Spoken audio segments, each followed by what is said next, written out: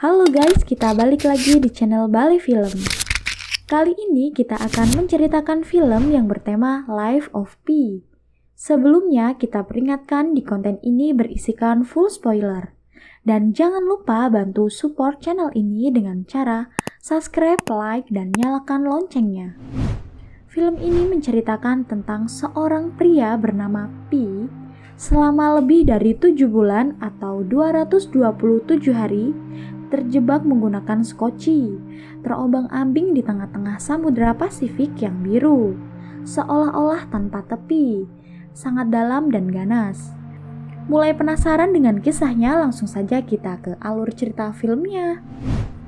Pada tanggal 21 Juni 1977, Simsum berlayar dari Madras menuju Kanada.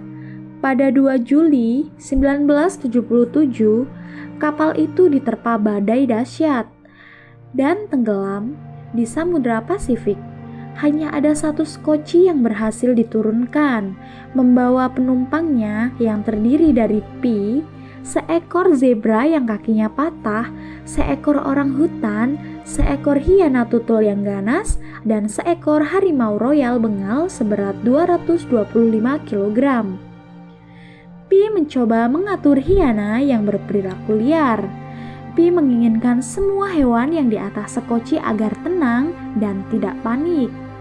Hiana yang perlahan menaati lama-lama mengikuti nafsunya untuk memakan zebra yang lemah.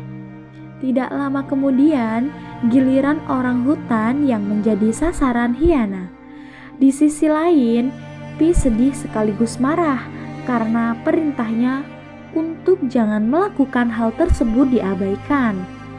Tanpa disadari, harimau keluar dari bagian skoci yang tertutup. Pi harus keluar dari skoci karena harimau mengganas karena panik dan kelaparan.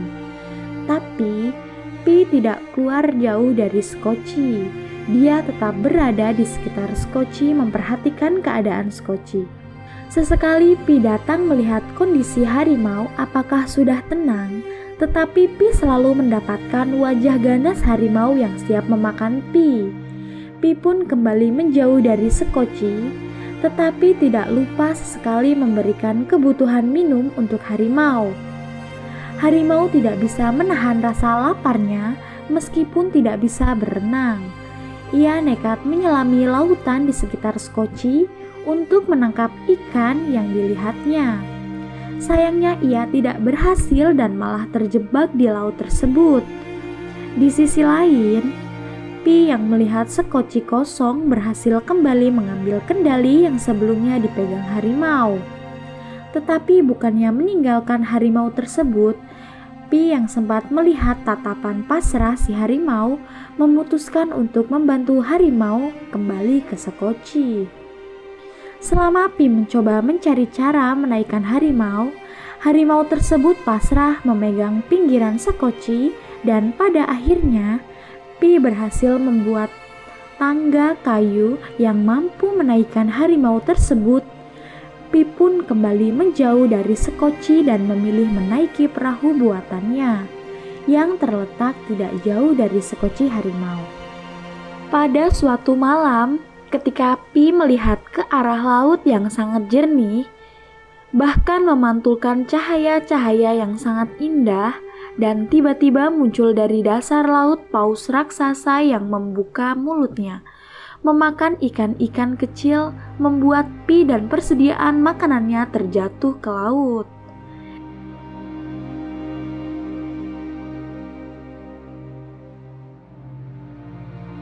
Dikala bahan makanan menipis, kejadian tidak terduga terjadi. Kawanan ikan terbang yang dikejar oleh tuna berlari melewati skoci. Harimau mencoba mendapatkan makanan ikan terbang dari kesempatan itu. Begitu juga Pi. Ia memberanikan diri berada di atas perahu untuk mendapatkan ikan terbang tersebut. Sebuah keberuntungan terjadi. Salah satu tuna yang mengejar ikan terbang meloncat dan terjatuh dalam skoci. Dalam seketika, ikan itu pun menjadi sorotan mata harimau dan Pi. Harimau berusaha mendapatkan tuna itu di tengah tumpukan ikan terbang yang berserakan di dasar skoci. Akan tetapi, Pi tidak membiarkan harimau mengambilnya. Pi menggertak harimau dengan kayu. Reaksi awal harimau memberontak. Akan tetapi pada akhirnya ia patuh akan maksud gertakan Pi. Pi pun mengambil tuna itu, mengirisnya menjadi potongan kecil untuk dimakan olehnya dan harimau. Dengan modal irisan kecil daging ikan tuna itu, Pi mencoba menjinakkan harimau agar berdamai dengannya. Caranya ialah dengan memberikan satu potongan daging setiap perintahnya dituruti oleh sang harimau. Pi berhasil menjinakkannya agar menuruti perintahnya. Dia pun mulai mengarahkan harimau agar masuk ke dalam skoci yang berterpal. Dalam kesunyian malam, harimau menatap kosong kegelapan malam.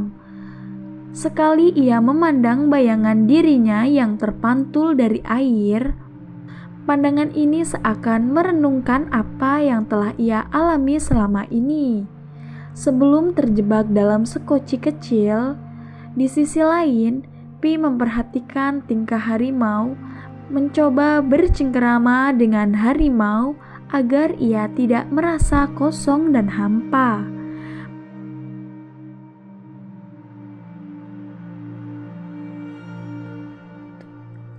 Badai terlihat mulai mendekati skoci dan perahu buatan Pi. Pi pun mempersiapkan diri menghadapinya. Petir menyambar laut sekitar skoci. Beruntung mereka di atas skoci sehingga terhindar dari bahaya sengatan listrik. Bersama badai, cahaya terkadang mengintip dari balik kumpulan awan hitam kelam. Pi merasa ini adalah sebuah keindahan yang ingin dia bagi kepada harimau. Namun sayangnya, harimau terlalu takut dengan badai yang terjadi. Melihat hal tersebut, Pi kesal dan berteriak kepada Tuhan. Mengapa dia menakuti harimau ini? Habis berteriak, Pi mencoba menutup kembali perahu dengan skoci dan agar harimau merasa aman. Harimau dan Pi terkulai lemas di atas skoci di bawah lindungan terpal.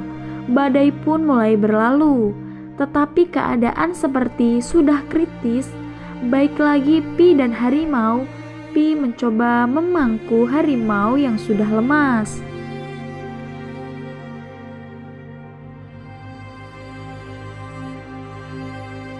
Pi yang baru saja sadarkan diri setelah badai menerjang, mendapati perahu tanpa sang harimau.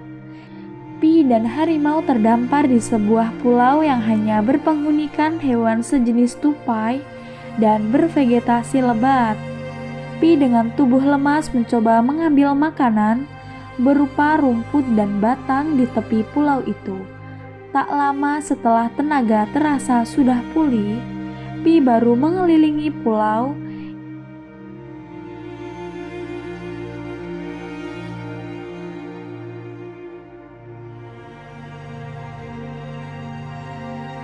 Ia melihat harimau sedang memangsa hewan sejenis tupai di pulau itu.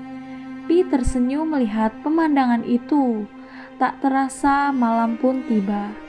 Pi mempersiapkan tempat tidurnya di atas pohon yang di bawahnya terdapat kolam kecil. Terbangun di malam hari, Pi melihat bahwa kolam di bawah pohonnya terdapat ikan yang mati mengambang. Pi mencoba mencerna apa yang menyebabkan terjadi pemandangan yang baru saja dilihat. Pikir Pi pun menyimpulkan bahwa pulau itu hidup pada malam hari, berfluorescen karena mengandung senyawa beracun untuk memangsa makanannya. Pikir Pi pun secara tak sadar mengarah Pi untuk pergi dari pulau keesokan harinya. Tiba di keesokan hari, Pi pun mulai mempersiapkan bahan makanan ke dalam skoci untuk bekal perjalanannya dengan harimau. Pi bukan meninggalkan harimau di pulau itu. Ia mengajaknya kembali ke dalam kapal untuk melanjutkan perjalanannya dan terhindar dari senyawa racun yang dikandung pulau tersebut. Pi dan harimau berhasil mencapai pinggiran pantai. Tubuh Pi yang lemas menghampiri pantai. Harimau tersebut pergi meninggalkan Pi ke dalam hutan belantara, tempat yang diyakini sebagai rumah yang tepat untuknya. Sebelum pergi, Pi yakin bahwa harimau tersebut melihat ke arah dirinya, meskipun kenyataannya tidak. Ia begitu saja meninggalkan Pi tanpa memberikan ungkapan. Film pun selesai. Di kisah inspiratif tersebut banyak makna yang bisa kita ambil. Salah satunya, jangan mudah menyerah dalam keadaan apapun, sekalipun meski diambang kematian, dan masih banyak lagi makna yang dapat diambil dari film tersebut. Kalian bisa tulis di kolom komentar makna apa yang bisa diambil dari film tersebut. Oke, jangan lupa support channel ini dengan cara subscribe, like, dan nyalakan loncengnya agar channel ini terus tetap berkarya dan tentunya bisa terus memberikan konten-konten yang lebih menarik buat kalian. Terima kasih buat kalian yang sudah menonton. Sampai jumpa. See you next time di alur cerita berikutnya. Bye-bye.